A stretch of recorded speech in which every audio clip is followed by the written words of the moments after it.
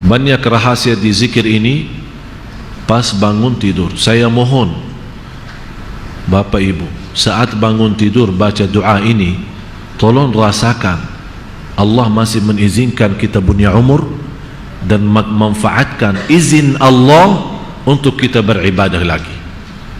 Alhamdulillahilladzi radda ilayya ruhi wa afani fi jasadi wa adhina li bidzikrihi. Alhamdulillah yang telah kembalikan ruhku dan diberikan afiat di badanku dan diizinkan kembali untuk beribadah kepadanya. Doa yang kedua dalam arti tidak beda jauh. Hadis sahih Muadz ibnu Jabal yang diriwayatkan Imam Abi Dawud. Rasul menwasiatkan kepada Muadz, la tada'anna, jangan tinggalkan habis salat. Dalam bahasa hadis, dubur kullu salat, artinya dubur kullu salat artinya di ujung-ujung salat. Ditafsirkan oleh ulama, dubur kullu salat adalah sebelum salam dan boleh sesudah salam. Dibaca 3 kali. Kalau yang tadi baca cuman 1 kali yang bangun tidur.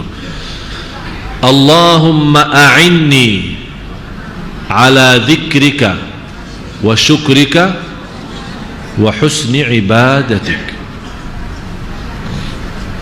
Bapak Ibu sudah hafal ya? Ibu sudah hafal? Yang sudah hafal angkat tangan. Tadi barusan banyak yang baca. Hah? Atau cuma ikut saya aja ya? Coba sama-sama. Allahumma a'inni ala dzikrika wa syukrika wa husni ibadatik. Artinya, ya Allah, tolonglah aku dalam zikir kepadamu, dalam syukur kepadamu, dan ibadah yang terbaik. Di sini ada 3 tahapan: zikrika wa syukrika wa husni ibadatik. Kenapa ada 3 tahapan? Allahumma a'inni. Jadi ini kembali Bapak Ibu, iyyaka na'budu wa iyyaka, hanya kepada Engkau ya Allah kami beribadah dan hanya kepada Engkau ya Allah kami memohon. Memohon pertolongan apa? Ya Allah, tolonglah kami untuk berzikir kepada-Mu, bersyukur kepada-Mu, dan sebaik-baik ibadah kepada-Mu. Jadi bukan kita minta ibadah biasa, malah kita minta husnul ibadah, sebaik-baik ibadah yang Engkau ridai. Ala zikrika, zikir itu kerjaan apa? Hah? Lidah. Jadi zikir adalah amalan lidah. Syukur amalan hati, kalbu. Kemudian husnul ibadah amalan badan kita, gerakan kita, tangan kita, kaki kita, ruku' kita, sujud kita. Jadi segala gerakan tubuh badan kita itu namanya ibadah, gerakan ibadah. Jadi kita minta ucapan kita ditolongkan oleh Allah agar yang keluar dari lidah kita hanya zikir kepada Allah. Jadi seolah-olah dalam doa ini yang disunnahkan kita baca setiap sebelum salam, di salat fardu maupun salat sunnah. Coba Bapak Ibu kalau kita rasakan artinya, Allahumma a'inni, ya Allah tolonglah kami, tolonglah aku untuk menyebut namamu, untuk berzikir. Ini amalan. Berarti kita minta pimpinan Allah, kita minta pertolongan Allah agar jangan ya Allah ada ucapan-ucapan dari lidah kita yang tidak ada kaitan dengan zikir kepada-Mu ya Allah.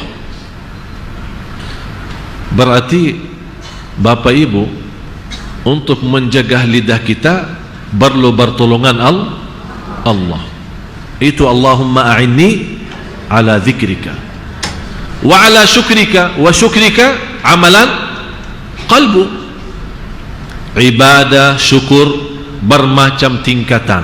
Yang paling tinggi adalah syukrul qalbi. Tingkatan syukur bermacam tingkatan. Yang paling tinggi adalah syukur qalbu. Terus yang terakhir, wa husnul ibadah. Ibadah sebaik-baik ibadah, sebaik-baik gerakan. Seolah-olah, ya Allah, kami mohon setiap gerakan kaki kepada yang terbaik, setiap gerakan tangan kepada yang terbaik, setiap gerakan mata melihat sesuatu kepada yang terbaik, yang engkau ridai. Setiap ruku', setiap sujud, setiap tidur, setiap bangun tidur, itulah hakikahnya husnul ibadah yang kita sama-sama baca di iftitah. Qul inna salati wa nusuki wa mahyaya wa mamati lillahi rabbil. Jadi hidupku dan matiku pun lillahi rabbil alamin. Berarti kita sudah benar-benar dengan kata itu, kita sudah membuat perjanjian sama Allah. Ya Allah, saya tidak akan macam-macam, karena segala hidupku dan matiku pun hanya kepada Engkau, ya Allah subhanahu wa ta'ala. Saya akhiri satu cerita.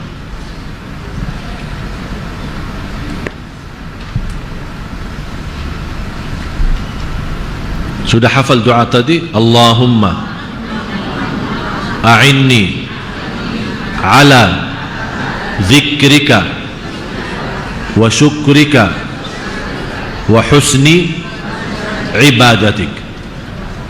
Dibaca 3 kali.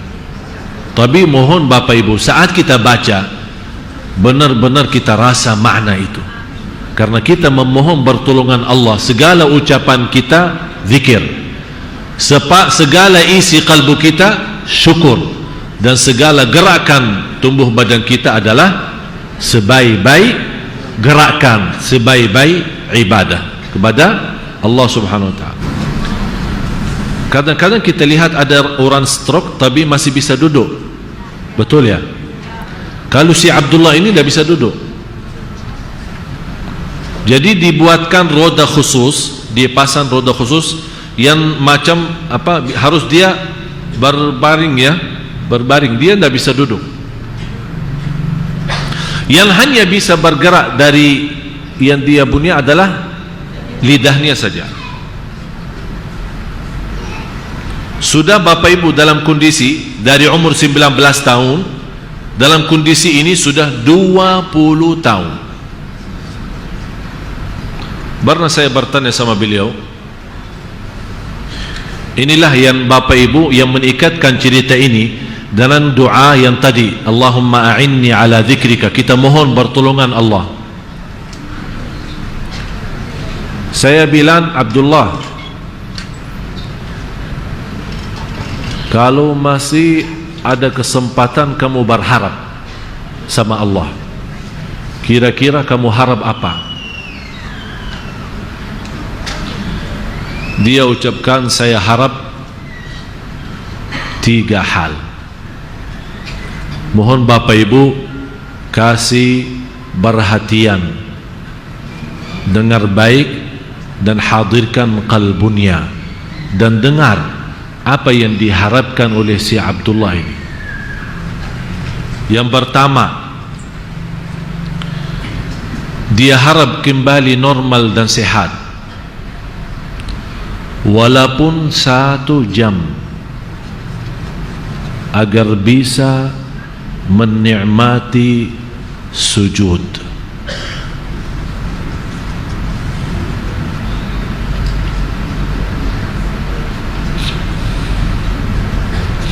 Agar bisa sujud, karena beliau 20 tahun jaga salat tepat waktu, salat malam, duha dan segala sunnah-sunnah, tapi dia tidak bisa sujud.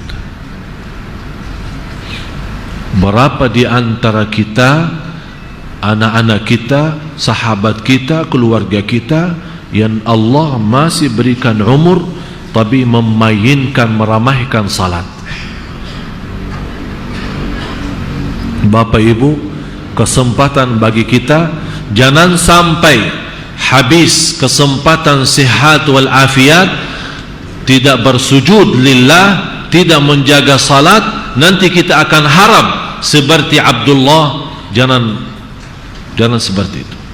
Manfaatkan kesempatan yang masih ada sebelum nanti tidak ada.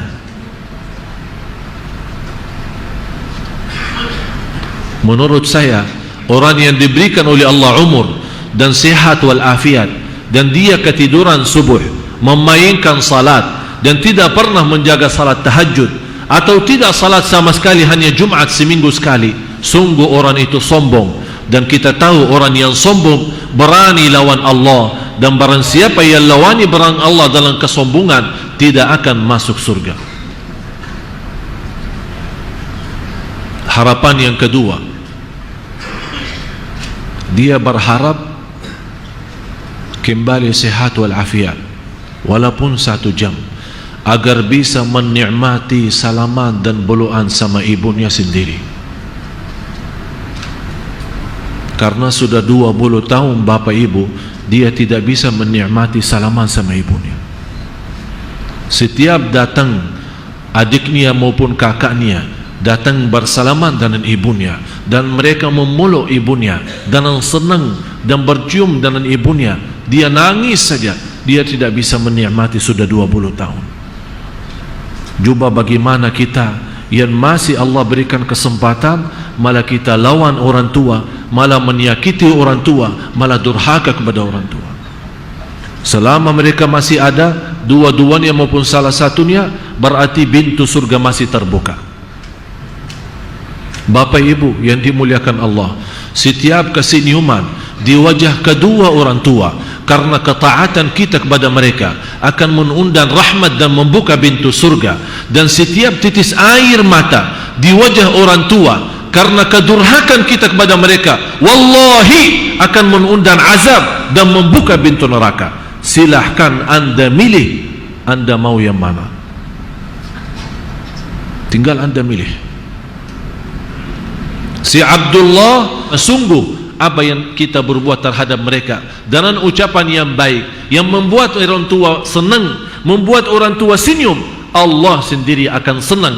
Dan kalau Allah sudah senang, jangan khawatir apa-apa, semuanya akan Allah membina dan memimpin kita dalam segala urusan. Tapi sebaliknya, kalau kita orang yang durhaka, malah menyakiti perasaan mereka, segala ibadah kita, termasuk haji dan umrah, termasuk baca Quran, termasuk puasa dan sedekah, tidak ada gunanya dan artinya di sisi Allah, karena mereka orang tua belum ridha. Harapan yang ketiga, beliau ingin kembali sehat wal afiat agar bisa memegang kitabullah dan membolak-balik dengan tangannya. Masya Allah, Abdullah harap kembali sehat wal afiat biar bisa bolak-balik Al-Quran dengan tangannya yang saat ini tidak bisa apa-apa. Berapa di antara kita yang sudah sehat wal afiat jarang megang kitabullah, kecuali lagi saat butuh, punya masalah kemiskinan baca Al-Waqi'ah, punya orang meninggal baca Yasin, punya orang lagi hamil baca surat Maryam maupun surat Yusuf. Habis itu sudah kita. Padahal Allah memberikan kenikmatan tangan dalam kondisi sehat. Ini Abdullah yang sudah Bapak Ibu 20 tahun dia tidak bisa megang Quran. Dia punya harap bisa megang dan membolak-balik halamannya. Saya nasihati Bapak Ibu, saya mohon dengan segala hormat, jangan lewat 1 hari belum megang kitabullah, walaupun baca 1 ayat. 1 ayat kita tunjukkan kepada Allah, terima kasih Allah, engkau memberikan anugerah taufikmu dan memberikan kepada kami sihat wal afiat, masih engkau mengizinkan kami berzikir kepadamu, masih mengizinkan kami masih punya umur. Ya Allah, kami tunjukkan, membuka hari kita membuka hari kami ya Allah dalam membaca kitab-Mu walaupun satu ayat, tapi istiqamah lebih baik daripada banyak ayat tapi terputus. Apalagi kita bersiap-siap mendatangi bulan Ramadan, manfaatkan bulan Rajab dan Sya'ban untuk mendidik diri, membersihkan jiwa, berbanyak baca Al-Quran walaupun satu ayat dalam satu hari, baca, menjaga salat malam walaupun 2 rakaat tutup dengan witir. Dan salat malam Bapak Ibu, indahnya salat malam dimulai dari habis Isya sampai subuh. Jadi tidak ada waktu yang terbatas. Kenapa? Karena Allah Maha tahu. Ada di antaranya yang suka malam terakhir atau di akhir malam dia bangun tapi ketiduran. Ada di antaranya yang barangkali sibuk, begitu pulang ke rumah ketiduran. Jadi Allah mengizinkan salat malam dari habis Isya sampai subuh. Jadi saya sarankan, kalau memang anda suka ketiduran, lebih baik begitu habis Isya ikuti dengan sunnah ba'diyah lagi 2 rakaat, nawaitu salat malam, tutupi dengan witir, anda sudah ditulis oleh malaikat sudah salat malam. Seandainya malam itu kita meninggal dunia, sudah menjadi ahli qiyamul lail. Masya Allah. Orang berfikir, oh tahajud lama, katanya tahajud harus tidur duluan, kalau anak tidur duluan ketiduran, subuh aja kesiangan, apa bermacam-macam. Dah usah pakai berniam alasan fikir. Salat malam boleh mulai habis Isya sampai subuh, mau sebelum tidur boleh, mau sesudah bangun tidur boleh. Kalau tidak mampu salat malam sama sekali, jaga witirnya, jaga witir, jaga witir. Sayyidina Umar bin Al-Khattab radhiyallahu an suka salat witir sebelum tidur. Ditanya oleh orang lain, kenapa wahai Amirul Mukminin kamu suka witir sebelum tidur, kenapa tidak tunda saja nanti malam sebelum subuh? Kata beliau, saya witir duluan, kalau seandainya saya meninggal dalam keadaan tidur, sudah menjadi ahli witir. Kalau bangun lagi, walaupun sudah witir, bangun lagi masih setengah jam, masih 1 jam sebelum azan subuh, silahkan salat berapapun yang anda mampu, dengan sederhana dan enak, tapi tidak ada witir lagi karena sudah witir duluan.